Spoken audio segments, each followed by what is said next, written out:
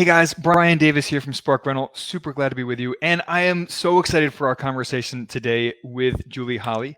Julie started her career as a teacher before becoming a real estate investor and eventually a real estate syndicator who specializes in multifamily and assisted living offerings available not just to wealthy investors, but also to non-accredited investors. She's the founder of Three Keys Investments and the host of the Conscious Investor podcast, which is an awesome podcast, by the way.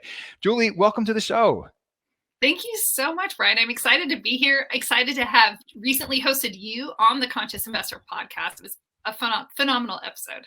Oh, it was such a fun conversation we had, and I'm really excited that we get to, do the reverse here, return the favor. So, on that note, let's rewind the clock to the beginning. Tell us about your early days as a real estate investor. While you were still a teacher. Yeah. Can we also rewind some of the wrinkles and everything? Does that work also? Well, if you figure out how to do that, let me know. Okay. All right. Non-invasive. You can no downtime. Non-invasive. Rewind the clock. Okay. There you go. When we go back into the part where I was a teacher, I graduated college and had a license at the tender age of 22, which is a Nice. really early age to be really like launching your career these days. Of course, that was some decades ago. But in that process, I also, purchased my first home. It was amazing. My dad and grandpa were in real estate, so I'm third generation.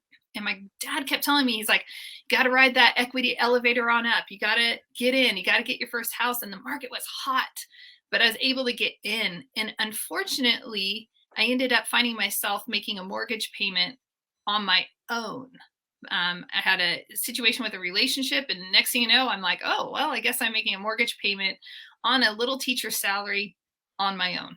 And that was not very comfortable. So I decided what any smart, logical person who would like an extra $5 to go out with would do. Hey, I've got an extra room. Let me rent it out. Now we call that house hacking, right?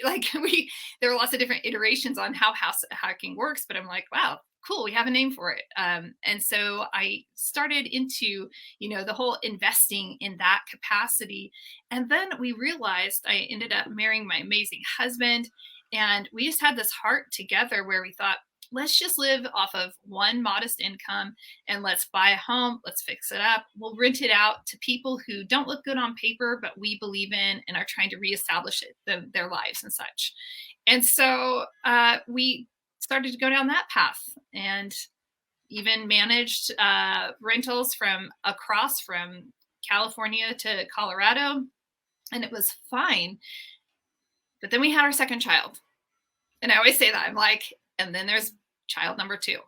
And you start to still feel a little more vulnerable. We had gone through the 08 crash, and my husband was in full-time real estate sales at the time and still is, has a brokerage of his own and such. But all that to say, it just felt really vulnerable. I'm like, oh my gosh, we have got yes, we've never had anything go wrong. We didn't have any horror stories at all as landlords. Everybody Wow. had paid their rent on time. I had great relationships with our residents. I always called and was proactive and like, hey, every 6 months, hey, does anything need attention? Are there any drips, any of this? So, we were on top of it. We had reserves. And yet I had that full awareness of if one thing goes wrong, it can completely annihilate all of our income for the entire year. If you're making $3,000 to $6,000 in income a year, and you have an incident with the HVAC or a fence goes down or fill in the blank with a lot of things that can just totally destroy that income. And so I thought, I've had it happen. Okay, right? You got the stories. It's like, I just don't know that I feel comfortable with this. And we've got these 2 little people. All that to say, we ended up selling. And we thought we were timing the market right. That's a whole nother conversation because now I don't even time any market. And so we were like, okay, great, cool. We're selling at the top of the market.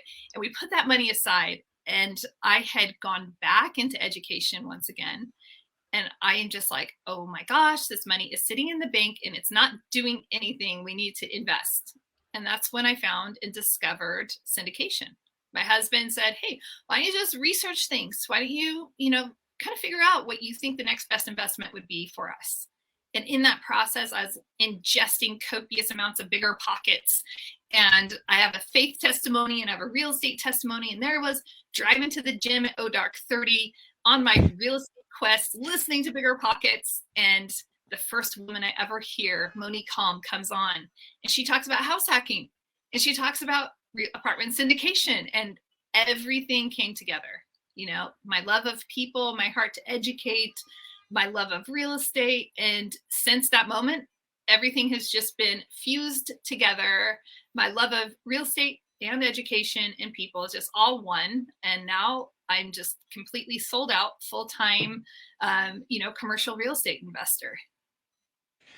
Well, there is so much in that story that resonates with me. I mean, first of all, the love of real estate investing, the love of education, love of people, that is exactly what brought my partner Denny and me to this space. I mean, this is what we do, all day, every day, week in, week out, education, real estate investing, building passive income, working towards financial independence. Love it. And so much of your story, I feel like could have just been ripped right out of my own story. I brought it. I had a housemate. I really had a housemate since forever. Eventually leading to my wife being my last, hopefully my last ever housemate. But yeah, I mean, my wife and I aim to live on one income as well, and save and invest the rest. I don't know if you're still doing that, but it's a great goal for people who can do it. And you brought up timing the market. I think on your podcast, I think I went on a whole rant about why not to time the market. I think we did, and I set you up for that one also. I'm like, oh, Brian, what do you think about? Like it was fun. Totally teed me up for it. So, did I hear you correctly that you took some time off of your career when you first had children? I did, yeah. So we were in, was in education. I actually dipped out of education and went into real estate sales myself. Okay. Totally crushed it, and realized it wasn't really the best fit for me. I loved the checks that I was getting. I'm like, I've never seen like these. I have never seen a comma like that. Like I've never seen this many digits on a check with my name on it. I was an educator. I'm like, we're used to getting paid pennies. I'm like, wow, like that's a huge, that's, like almost half of what I'd make as a teacher in a year, it's like this crazy experience. But this is before the crash, and there was a lot of unethical things, and I was starting to turn into somebody I wasn't turning unethical. I just was turning into a cranky person. There are some other words that people use for women who are kind of cranky that I won't use here, but I just felt like I was starting to go that direction, and I was like, that's not who I want to be. And I was really young, and I didn't have the infrastructure around me. We didn't have access to YouTube and podcasts the way we do now, or mastermind groups. And so I made that choice to go back into education. And honestly, it was a great choice because I chose me. And I love that I was willing to go down the path and choose myself in choosing to go into real estate sales. And I again chose like what's best like for who I want to be as a human. Okay, I can make less money. And that's where I realized like money's great, but it's just a resource, and it's really about who are we, who we're created to be, what's our contribution in the world versus how much money can I accumulate and acquire and how much fun can I have. Well, so my wife is an educator as well, so I'm familiar with the small paychecks that educators earn. That being said, my wife, as an international educator, does get some amazing benefits on top of the smaller salary. So, can't complain too much. But no, I love that you, first of all, that you knew yourself well enough to make that shift, because a lot of people, they get the golden handcuff, right? They say, well, I don't love, this work that I'm doing, but the money is so good that maybe I'll make it work. But you were able to tie your love of education back to your passion for real estate as well. So I love that you found that third way, right? That it wasn't either or. There's always, or maybe not always, but there's almost always a third way, right? Oh no, I think there always is. There are always multiple options. They might not be our favorite options, but there are usually other ways that we can, MacGyver life, if you will. I totally agree, and that's a theme that I try to bring up again and again, is intentional living, lifestyle design, whatever you want to call it, but just bringing that intentionality to everything in your life, from your work to your family life, your social life, your extracurricular activities, down to where you live, city level, country level. I mean, that's why I'm here in Peru, right? Yeah, I'm just all about that intentional living and lifestyle design, and it seems like you have really uh, prioritized that and mastered that in your career. We have definitely chosen a lot of intentional living. Yes. And you mentioned I did stay home with our kids when they were young. I even homeschooled our kids when they were young. And so we've really given ourselves a lot of permission to just ebb and flow with life and to say what works best and what's for us right now at this moment versus like just set it and forget it. And a lot of people live life on autopilot and they're disengaged from, is this still serving me? Well, this was really good then, but is this the best now? Well, actually it was best for my kids to go back, and it was scary for me, like, oh, they're going back to public education. I don't know that I like, some of the things taking place, but trusting the process and realize and watching my kids flourish and thrive and bloom, sometimes life will take turns, and when we're willing to receive them, they serve us powerfully. But when we sit, we can get in the same status quo, we can get so crusty. And it's true in our personal lives, it's true in our professional lives, and it's certainly true in our investing. Sometimes people get crusty in their investing and they just say stay in one asset class, and they're like, no, this is only, it's like, actually, have you looked at the stats on that asset class recently, or on that market, or on like, yeah, that was good then, and what you're invested in there is still going to do perform well, but we need to be thinking outside the box. Yeah, well, the only constant in life is change, right? And when, like you said, when people get crusty in their careers, in their personal lives, in their investments, that's when things tend to go sideways for them, right? They Yes. yeah, I mean, they get stale in their careers, and then they do less good work. Their marriage and their other personal relationships get stale, and yeah. So I mean, that's a whole nother rabbit hole we can go down. But uh, to bring it back to real estate, because otherwise, I can go down rabbit hole after rabbit hole. I know. You and I uh, both. yeah. So tell us about your transition into becoming a real estate syndicator, and the first syndication deal that you did, some of the challenges that you experienced, and how that has evolved over time. Oh, I love that. Well, I knew immediately that I wanted to serve investors specifically, right? So I know we have people that are in acquisitions, they're going out and they're finding, the next asset to purchase. Or we have people that are powerful analytical minds that underwrite and, have all of those things down. We have asset managers. I'm not into spreadsheets. I'm not into numbers. Yes, I can do them and I will, but it's not my joyful spot. It's not my zone of genius. And I've learned, well, so I knew from the very get-go, wow, I just want to serve investors. I want to educate investors and I want to help them. I want to empower them to be able to make their first or next investment decision in a really wise, grounded way. And so, how can I do that if I've never done it myself? So the first part of my entire syndication journey began with me actually doing everything that I anticipate my investors doing. So I invested passively. We rolled over self-directed funds. We got started with infinite banking. So we started taking all these steps ourselves because I don't believe that we can invite people or ask people to do something that we have never done. And it serves me powerfully because even to this day, this very week, as I have investors wiring funds, I have some new investors and like, wow, this is really scary.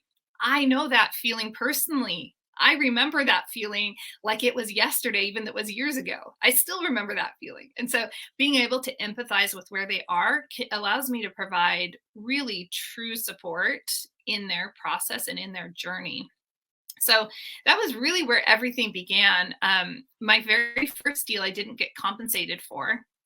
It was a strategic partnership, and I had an opportunity to partner with a very elite investor, somebody who was a mentor in my life, and invited me to the table because I believe that mentor had saw me say no to so many opportunities that came my way. I'd had people invite me to join their general partnership to be part of really great, quote unquote air quotes really great deals, and they just didn't resonate with me. They didn't fit my criteria. I have very high standards because I had been raised in real estate. I understand real estate market cycles, and I understand, bridge debt and, adjustable rates. And I have a aversion to things like that. It has served me and the investors that I work with very well, definitely to this day.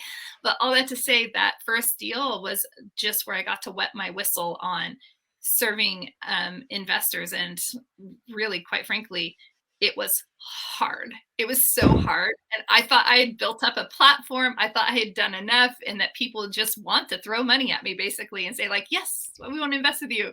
And it didn't happen that way. And now it's a very different landscape, but it was so good. It was so painful and so difficult to have that, what I would call like, it wasn't a failure. It was just, it felt like such a setback at the moment, but it was also part of what forged my understanding like, okay, well, how do I need to really be earning? We earn trust with people, right? So how do we earn trust? Well, we have to build a relationship. And then when we have a relationship, we establish trust. And through that, we can have influence in people's lives. And now we can support them in more powerful ways. And so all of that first experience really taught me so much that was important to where I am today, which is, will be, I don't know, almost like if people care about units, I don't care about units. I'm like, see, I can't even tell you like how many do we have right now, but we'll be over the 500 threshold easy, when we close next month. And so that's exciting, but it doesn't, I mean, like you and I know it's just a number. And so like, it really doesn't matter. Like, are the assets performing? So all of our deals are performing and they're strong. And it's like, okay, great. We're doing what we said we were going to do.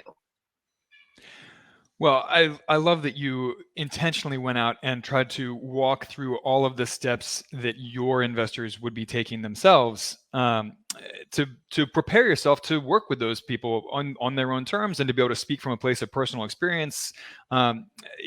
Especially, some. So I have invested as an LP, of course, before we started our investment club, and I invest personally as an LP myself in every one of the deals we do in our investment club. But I haven't gone as far as like opening up a self-directed IRA, for example, even though we do, some of our members do invest through self-directed IRAs. I have not done infinite banking. I just infinite banking. I've heard so many mixed things on that, but again, that's a rabbit hole we don't need to go down right That's a this good moment. rabbit hole. Yeah. But I think you and I, when we were talking on your podcast, we are talking about the idea of tripping forward and how even some of the hurdles that aren't home runs, right? Not to mix my metaphors there, but those challenges, even when they're not the home run or the win that you think they're going to be, like like you said, you didn't earn money on that first deal that you did. I'm sure it was such an amazing learning experience that you would not have traded that for the world, even though it wasn't a big moneymaker for you or any kind of moneymaker for you. It sounds like, but it sounds like it was a great learning experience. So on that note, before we get away from the beginning stages of being a real estate syndicator, for any audience members out there who are interested in potentially becoming a real estate syndicator, do you have any words of advice or best tips for them as a first step forward in that direction? I would definitely say go to an event. I think I went to, what I didn't mention was I went to one specific event. It felt like a college class.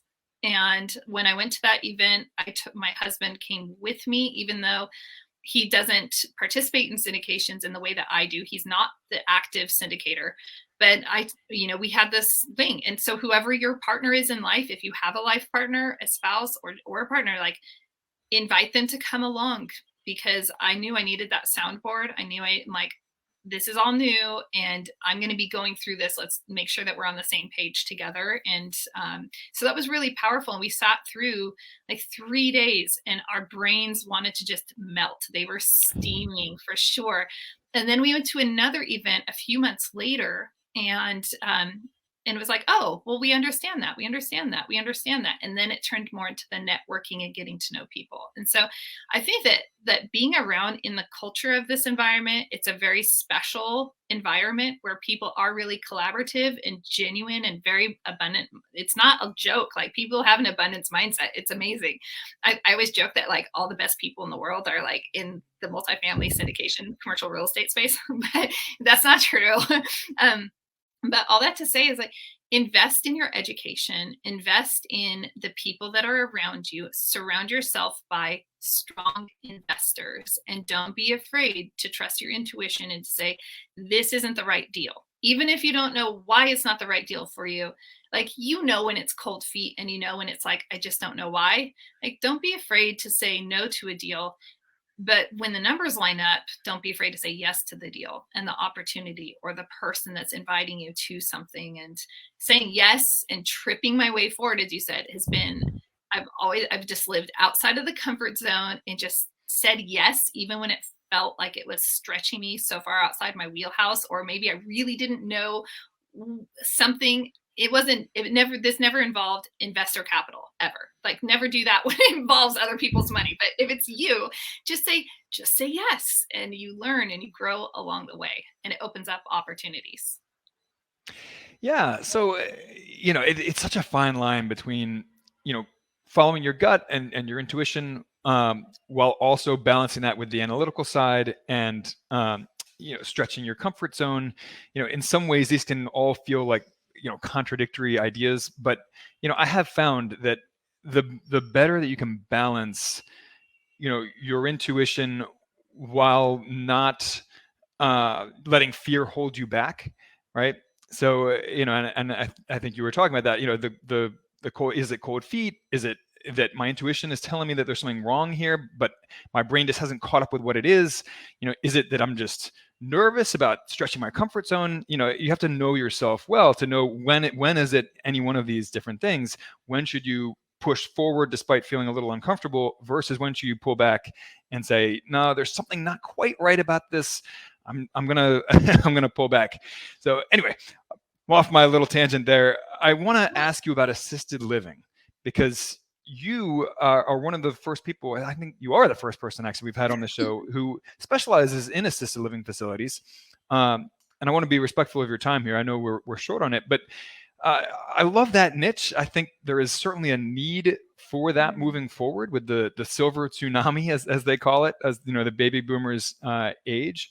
So, tell us a little bit about how you got into assisted living investing, some of the basic fundamentals that people should understand before participating. So, yeah, dive in and tell us a little bit about that. Yeah, let's dive in. I wanted to be involved in assisted living years ago, and I was advised to stay away from it. And I think that was very, very wise guidance. And the reason is that you're not just buying real estate; you're buying a business, and you are acquiring a staff of anywhere from 50 to 150 employees. And then you're dealing with a lot of government agencies, a lot of licensing, a lot of different insurance elements. So this is more than just buying an apartment complex. So my company only invests in apartment complexes and assisted living facilities. And that's because we want to serve residents. With that said, buying an apartment complex, that's pretty cut and dry, black and white. I mean, like, you might be picking up, a handful of employees. Maybe you're picking up, the on-site property manager and 2, 3 maintenance people. I'm like, you're not acquiring this.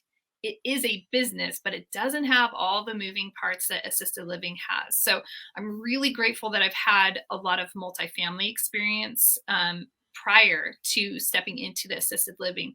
Anytime our company goes into something new, we partner with companies who have a track record and already have experience.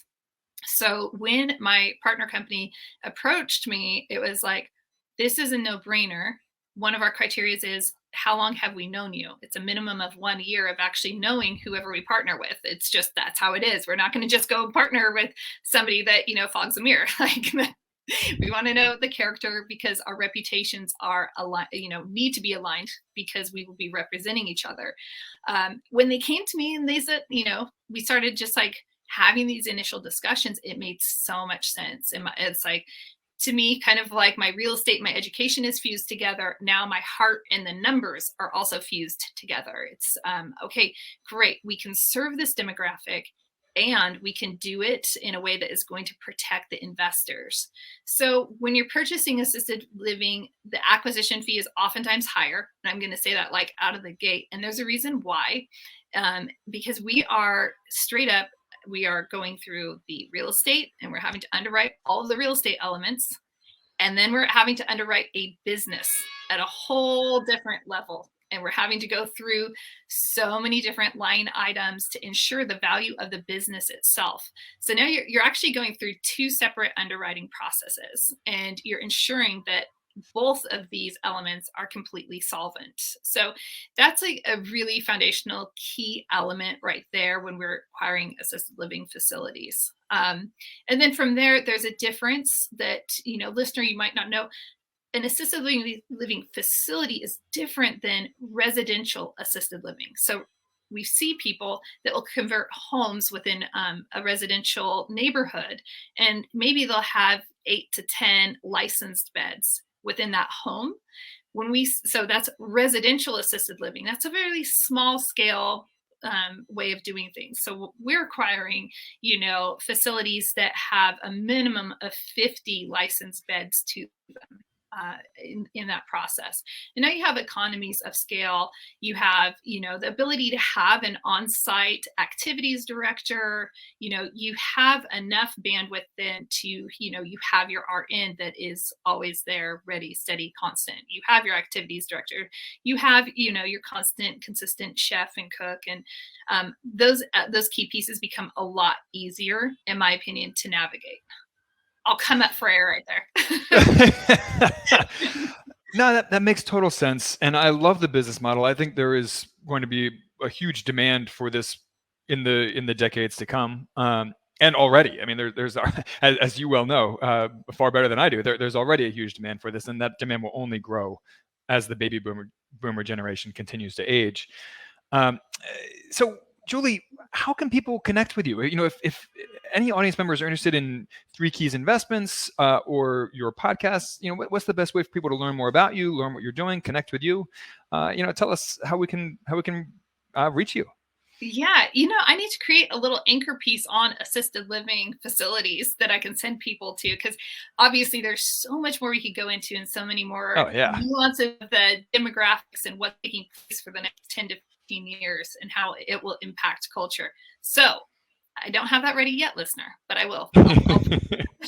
In the meantime, 2 ways to connect. If you want to connect personally, I love connecting with people and having conversations. Brian and I are not just voices here. We actually like talking to you. You're important to us. So, I'd love for you to connect. You can go to julieholly.com, just my first and last name, and schedule time to have a conversation. I'd love to hear about what people are doing on their investing journey. And, sometimes I can support them or point them in a direction that is going to empower you to take your first or next step.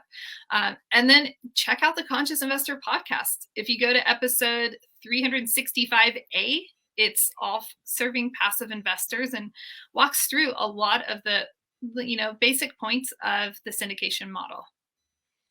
No, that's perfect. And can I tell you how jealous I am that you have a domain name of your own name? As someone with the most boring name alive, Brian Davis, there's no way that I was ever going to get briandavis.com. You might just okay. Mine wasn't available. I used to be a writer, and it wasn't available, and I'd always check because all my other writing friends who were published had their domain, and I would just check regularly. And guess what? It came up. And so I was able to snag it. So just keep checking. Don't give up on it. As a funny aside, there's a Facebook group called Brian Davis Will Take Over the World. And it's only of Brian Davises. So people who have never met each other, but just happen to share the same name. And there were like 400 guys in there, like 400 some Brian Davises. And they were like actually close. Like, I mean, one of them died and they were all like putting these tearful remembrances up and stuff. I mean, it was nuts. So endearing. I know, right? What? Like, and I think they even did like in-person meetups sometimes. Like, anyway. Wait, let's just add to this little fun banter real fast. I'm in the first name, last name club.